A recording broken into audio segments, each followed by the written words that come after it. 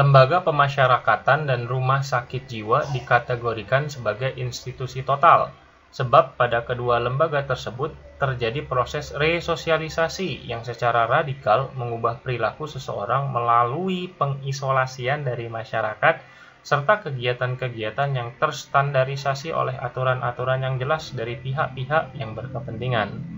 Baik ya, untuk materi atau untuk soal ini kita bisa klasifikasikan ke materi lembaga sosial ya. Ini adalah bab atau materi sosiologi yang kita pelajari di kelas 12. Namun perlu dicermati ini adalah soal yang mengandalkan tentang analisa dan terutama sekali mengandalkan tentang pengetahuan serta akses kita terhadap informasi. Kenapa? Karena ini adalah soal atau bahasan yang kemudian tidak banyak diulas di buku-buku teks kita di sekolah. Kita diperkenalkan dengan satu istilah yang ini jarang sekali ada di buku-buku kita, yaitu institusi total ya, sebagai bagian dari lembaga sosial. Jadi sekali lagi untuk berhadapan dengan soal-soal seperti ini kita harus terbiasa atau kalau tidak meningkatkan kembali tingkat literasi kita. Kita harus banyak bisa mengakses informasi, banyak pengetahuan yang bisa kita dapatkan dari buku-buku teks di luar buku pelajaran atau mendapatkannya di berbagai macam informasi semisal internet ya. Maka untuk kali ini coba kita ulas bahwasanya definisi institusi total berdasarkan pembacaan di berbagai macam buku teks. Maka kemudian institusi total itu adalah sebuah lembaga atau sebuah institusi yang memiliki tiga ciri utama. Yang pertama, dia terisolasi, artinya dia tidak terlalu banyak berinteraksi dengan dunia luar ya, terbatas interaksinya. Lalu kemudian yang kedua, dia memiliki aturan ketat di dalamnya ya, ada aturan-aturan ketat yang tidak bisa dilanggar dan tidak boleh dilanggar oleh siapapun. Dan yang ketiga, dia memiliki otoritas atau penguasa tunggal di situ, artinya terpusat ya, dia kekuasaannya terpusat. Nah, tiga ciri inilah yang nanti menandai adanya institusi total. Contohnya apa? Contohnya misalnya adalah rumah sakit jiwa ya. Contohnya satu misalnya rumah sakit jiwa. Kita sama-sama tahu di rumah sakit jiwa terpusat, aturannya ketat dan tidak semuanya bisa membaur di dunia luar. Yang kedua, rutan atau rumah tahanan, dan yang ketiga misalnya pusat militer ya, pusat militer. Ini juga tidak bisa sembarangan orang masuk dan orang di dalamnya juga tidak bisa keluar begitu saja dan lain-lain. Nah, maka kemudian lembaga pemasyarakatan dan rumah sakit jiwa dikategorikan sebagai institusi total. Ini jelas betul karena termasuk dalam bagian contoh ya. Setelah informasi bacaan kita bisa mengaksesnya dari berbagai sumber. Bagaimana dengan alasan? Alasannya juga betul. Kenapa? Silahkan dipahami, silahkan dilogikakan, silahkan kita coba analisa. Pada kedua lembaga tersebut terjadi proses resosialisasi. Apa itu resosialisasi? Ada kata re di sini. Belajar sosialisasi adalah belajar bermasyarakat, jadi belajar ulang secara radikal, jadi diubah mendasar perilakunya. Karena apa? Karena sudah diisolasi, dijauhkan dari masyarakat, sehingga diharapkan misalnya di rutan yang tadinya jahat menjadi lebih baik, kurang lebih gitu, dengan pola yang terstandar dan aturan-aturan yang jelas dari pihak-pihak yang berkepentingan. Jadi memang dilakukan proses resosialisasi agar masyarakat perilakunya yang masuk ke dalam situ jadi lebih baik ya, lebih terstandarisasi lewat aturan atau lewat isolasi dan lewat yang lain. Maka sekali lagi pernyataan atau kemudian alasan yang bawah juga benar ya. Nah, dari sini kita bisa melihat ada keterhubungan antara mereka berdua, karena yang satu menjelaskan contoh lalu kemudian ada kata pada kedua lembaga tersebut. Maka kemudian jelas ada keterkaitan satu sama lain. Kita bisa jawab soal ini A.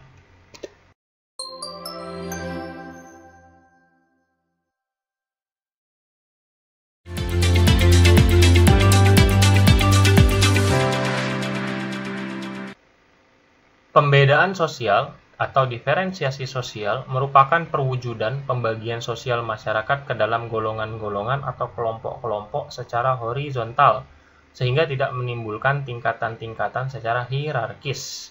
Diferensiasi sosial, sebab diferensiasi sosial menyebabkan perbedaan peran-peran sosial di dalam masyarakat, serta menyebabkan perbedaan dalam hal power, prestige, dan privilege ya. Baik, untuk soal ini bisa kita klasifikasikan bahasanya ke dalam bab diferensiasi sosial. Apa itu diferensiasi sosial? Ini materi di sosiologi kita sudah pelajari di kelas 11. Definisinya apa? Definisinya sudah disampaikan secara jelas di dalam soal ya. Di dalam soal sudah dijelaskan secara jelas bahwasanya ini jadi betul ya pernyataannya. Sederhananya diferensiasi sosial itu kata kuncinya adalah membagi membagi masyarakat ya secara horizontal. Secara horizontal artinya kita melihat status di masyarakat itu setara, ya, tidak lebih tinggi satu sama lain. Artinya masing-masing punya kedudukan yang setara, ya. Yang mana ini nanti terdiri dari 4 dasar minimal. Dasar yang pertama adalah persamaan atau kemudian diferensiasi di bidang agama. Jadi semua agama posisi atau status sosialnya di tengah masyarakat sama. Ras bagaimanapun ciri fisiknya, lalu kemudian etnis atau budaya bagaimanapun bentuknya, dan yang terakhir nanti dalam bentuk gender atau kemudian jenis kelamin, ya, jenis kelamin lebih tepat, ya. Ini kemudian memiliki kesetaraan di tengah-tengah masyarakat 4 dasarnya. Nah, maka kemudian ini menjadi betul sekali lagi karena menggolongkannya ada kata kunci di sini secara horizontal, ya, sehingga tidak memunculkan tingkatan-tingkatan secara hierarkis atau secara vertikal, ya. Di sini betul.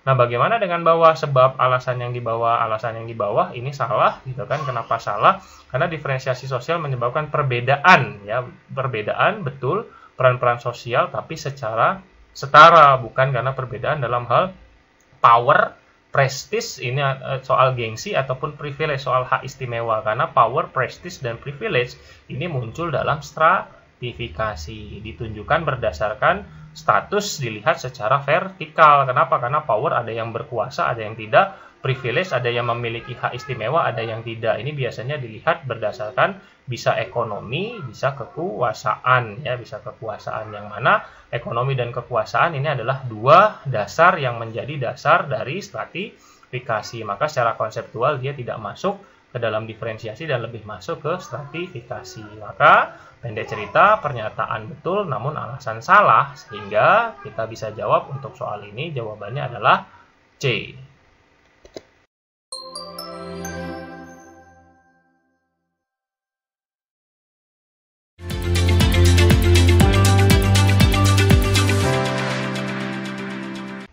Nisa adalah seorang mahasiswi jurusan sosiologi di salah satu perguruan tinggi negeri di Jakarta yang mencintai musik. Hampir setiap hari Nisa membaca majalah musik, belajar mengarang lagu, dan mencoba merekam lagu ciptaannya sendiri untuk diikut-sertakan dalam kompetisi di radio. Perilaku Nisa menunjukkan bahwa, baik ya, kalau kita tengok ya, soal yang ada ini mungkin bisa kita klasifikasikan ke dalam bahasan atau bab kelompok sosial, ya, bab di sosiologi yang sudah kita pelajari di kelas 11, ya. Ini tipe soalnya rada analisis, agak analisis, walaupun ada pemahaman konsep yang juga harus kita hafalkan, harus kita pahami, sehingga ya bisa kita ambil pilihannya dari apa yang ditawarkan oleh pilihan jawaban, ya, kurang lebih seperti itu.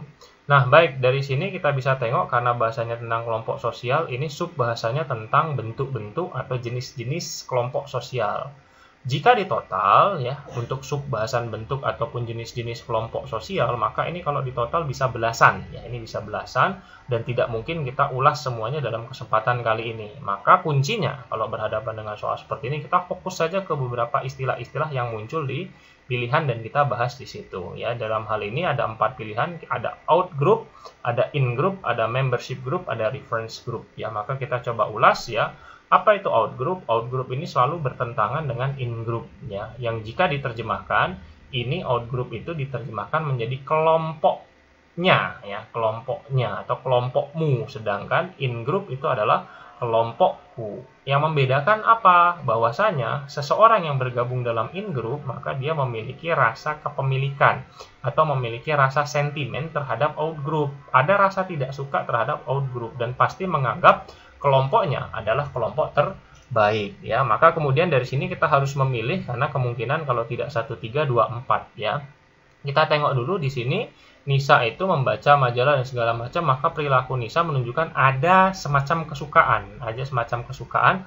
Maka ketika muncul kesukaan, apakah dia memunculkan out group atau in group? Ada sentimen, ada rasa emosi yang dilibatkan di sini, maka kemudian ini menjadi sebuah in group, ya, menjadi sebuah in group bagi Nisa. Maka 2 jelas tidak mungkin 1, ya. Maka jawabannya sudah terlihat, ini adalah 24, ya, 24 atau C untuk di soal ini kita menjawab.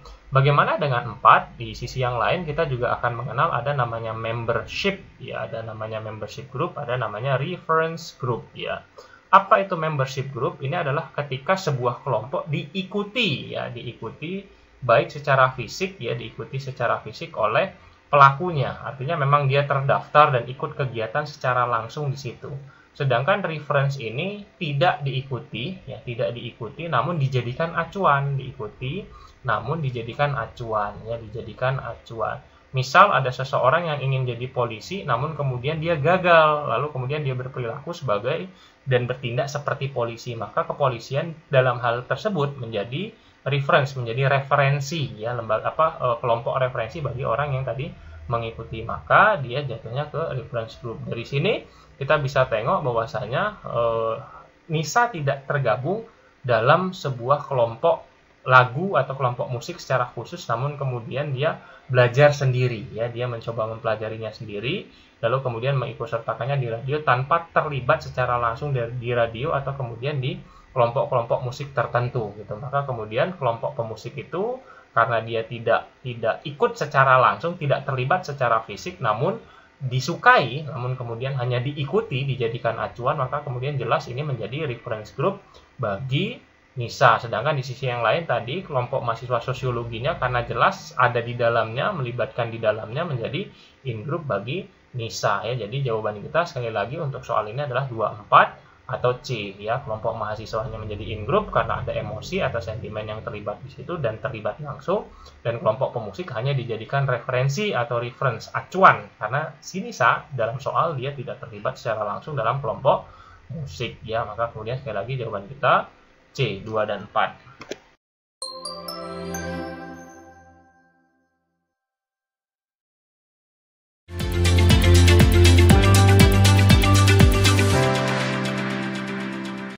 Sebagai sebuah institusi pendidikan, universitas menghasilkan lulusan yang mampu mengemukakan pendapat, mandiri, dapat bekerja sama, dan menguasai keterampilan-keterampilan bermasyarakat dan lainnya.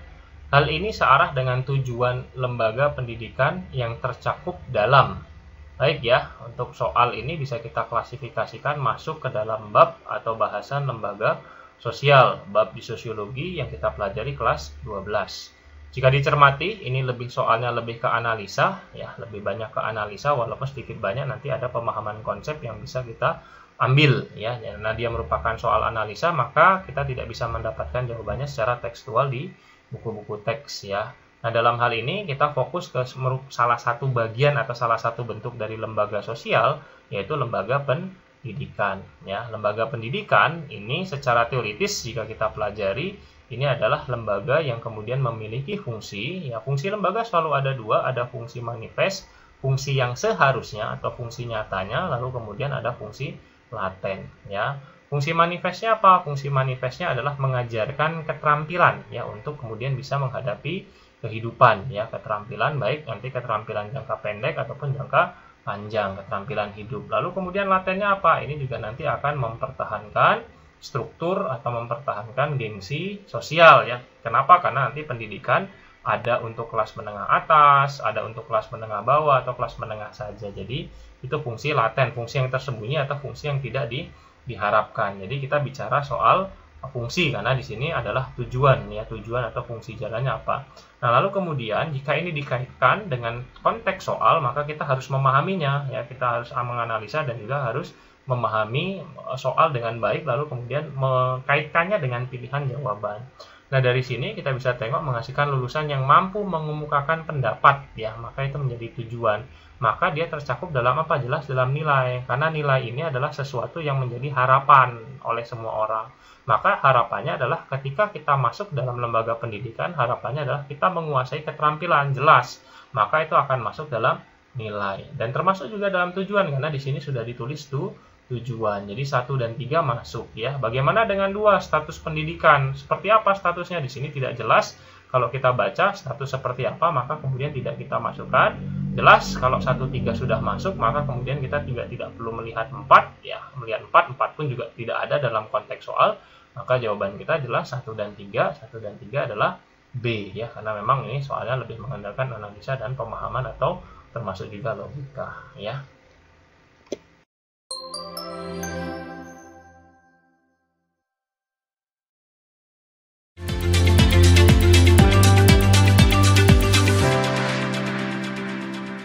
Sindikat pencurian ikan di Laut Indonesia, perdagangan narkoba, pencurian kendaraan bermotor merupakan tindakan.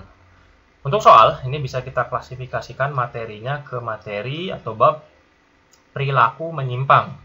Bab di sosiologi yang sudah kita pelajari waktu di kelas 11 ya. Ini materi agak teoritis walaupun juga ini materi lebih ke analisa dan pemahaman ya, namun juga ada pemahaman konsep ya, ada hal yang harus kita coba pahami, harus kita hafalkan terkait dengan materi ini ya.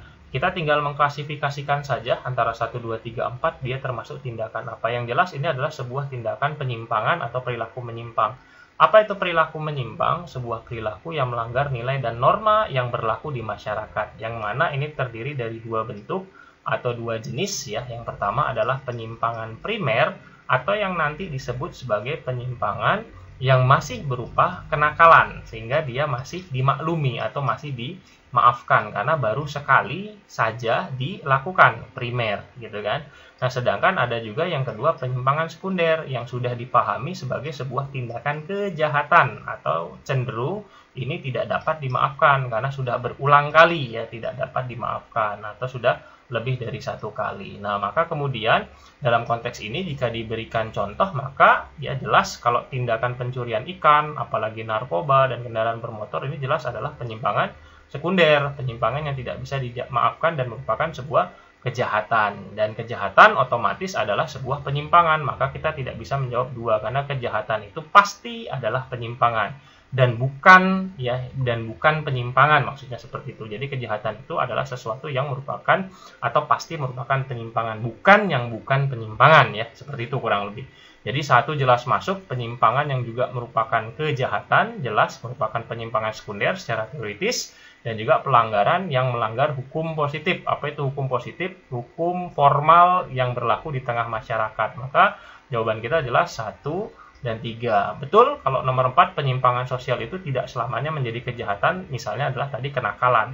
Namun jelas karena ini adalah sebuah kejahatan, ini adalah penyimpangan sekunder, maka lebih tepat masuknya 1 dan 3. Maka di soal ini jawaban kita adalah B.